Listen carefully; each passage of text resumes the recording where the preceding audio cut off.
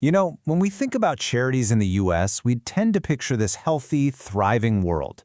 But what if I told you there's a silent crisis going on, a really big problem that's causing nonprofits to bleed out their single most valuable resource? We're going to dig into it. Okay, look at this number, 19.4%. Honestly, it's pretty shocking. That is the percentage of people who donate to a cause for the very first time and then actually come back to give a second time. I mean, just let that sink in for a second. More than 80% of new supporters, they just vanish.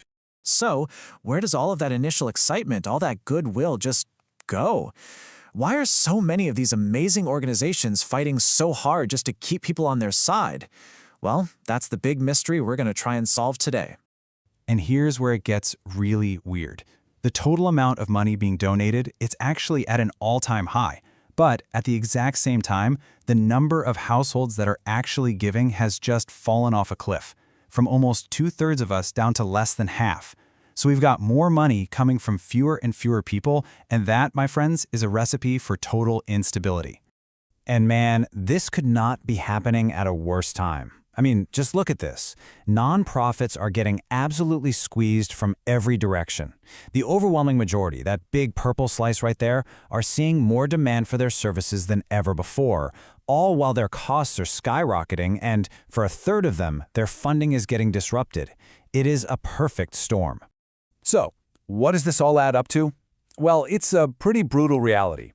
The average donor retention rate is just 42.9%. Just try to imagine a for-profit business losing more than half of its customers every single year. You can't.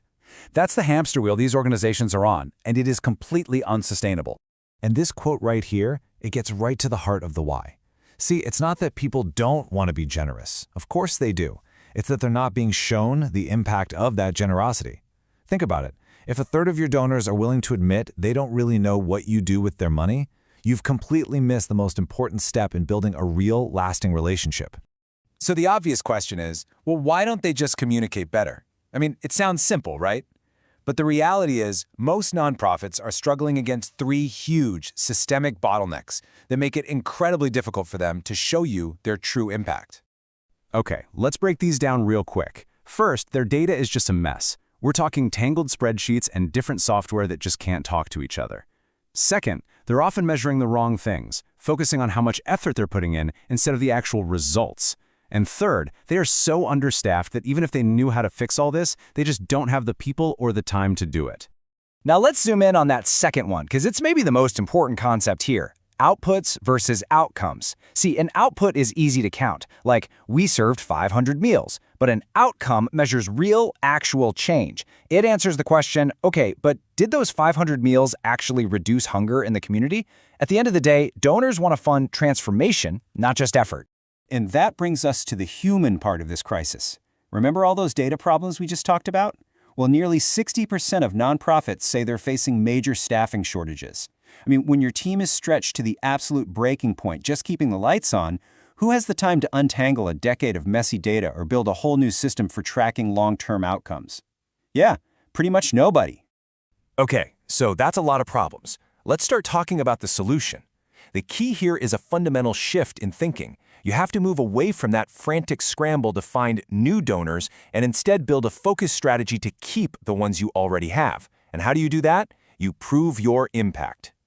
So what do we even mean by impact reporting? Well, it's not just some glossy brochure you mail out once a year. It's about using concrete, hard data to draw a straight line from the work you do to a real, measurable change in the world. It is all about proof, not just promises. And the difference it makes is, well, you just have to look at this chart.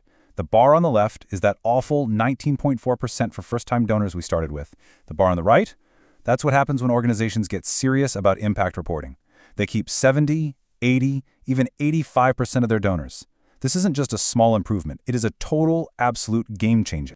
So you might be wondering, does this actually work in the real world? And the answer is a resounding yes. Let's look at a few organizations that are using data to not just survive this crisis, but to scale in a massive way. Take a look at this number, $77 million. That's how much an organization called Destination Home managed to raise. Their mission is to keep families from getting evicted, and they use their impact data to secure this absolutely mind-blowing amount of funding. So how on earth did they pull that off? Well, they went way beyond just telling feel-good stories. They actually partnered with a university to do a serious academic study. And what they proved was incredible. For every single dollar invested in their program, they saved the community nearly $2.50 in other crisis costs down the line. You know, things like ER visits and jail time. That is the kind of hard, undeniable evidence that funders simply cannot ignore. And they are not alone. A group called Braven proved its graduates are way more likely to get great jobs. Another, called BrightPath, used its data not only to win every single new grant they applied for, but also to free up staff time, which let them help 35% more kids without hiring a single new person. Now that is real efficiency. And there are different ways to get there too. Lifehouse used its internal data to create these highly customized messages for its donors, which led to a 27% surge in donations. Meanwhile, the Go Sumac Foundation went for what they call radical transparency. They put all their data out there for the public to see, and they achieved an almost unbelievable 95% plus retention rate. So here's the bottom line.